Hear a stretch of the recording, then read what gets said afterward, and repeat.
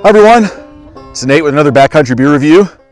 I am right now in the Salt Creek Wilderness High Point, which is near the town of Roswell, New Mexico. Of course, Roswell, very famous for the UFO that crashed around here.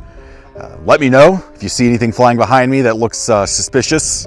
The beer I'm reviewing today is by Crossing Brewing in Richmond, Virginia. It is their Cinder German Rauchbier. It's very appropriate I'm reviewing a Rauchbier, as there is some kind of tire fire or brush fire or something happening behind the camera.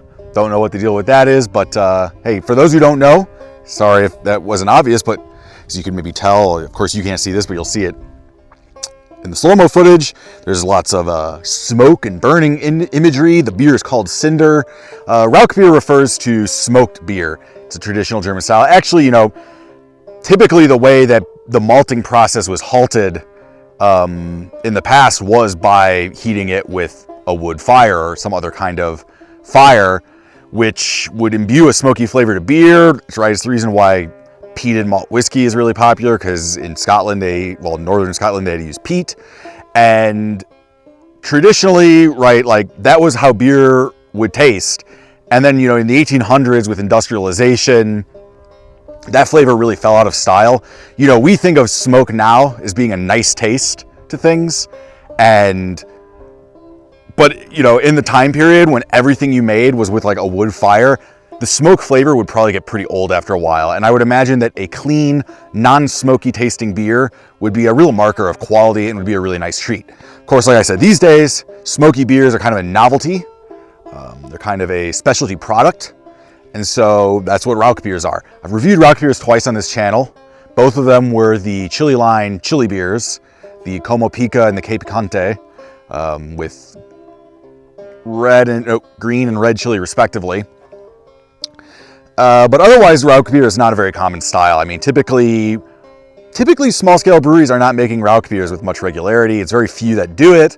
You can find the most famous Rauchbier is probably Schlenkerla out of Germany. You can find that at most specialty beer stores. I really recommend trying it if you never have. But otherwise, yeah, it's like even in a big city, you're going to be hard-pressed to find a brewery that's making a Rauchbier. So I've had to review a Rauchbier when I saw this beer. I was in Richmond recently for work, and that was where I went to Triple Crossing. I went to their, I think it was their Fulton location. It's whatever one is on the east side of the town, sort of close to the airport. And their beer was great. And like I said, I saw their Rauchbier and I figured, like, you know what? Lager summer, I got to try this thing. I got to review it because, hey, it's special. Like I said, it is lager summer, at least when this video will air. It's like mid-March right now. But yeah, Rauchbiers are lagers. So you know what? I have talked enough about Rauchbiers. There's nothing on the can to really say. I know that it's Beechwood smoked. But other than that, just standard malts, hops, yeast that you would find in a German style beer. Let's open it up and give it a taste. Let's take a sip.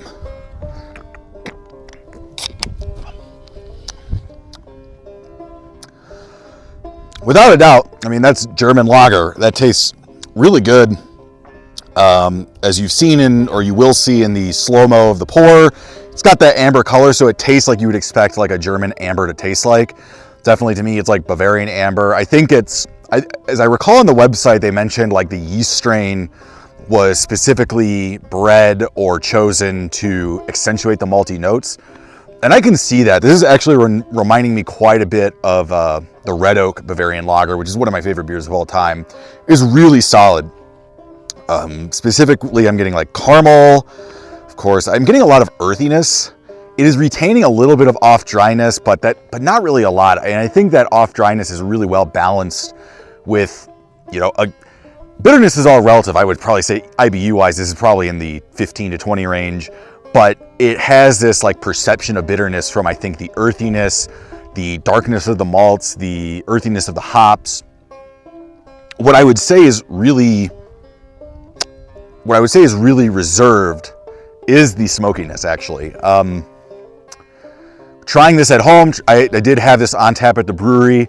It was like the initial sip, got some nice smoke flavor, not something too crazy, just some nice smoke flavor.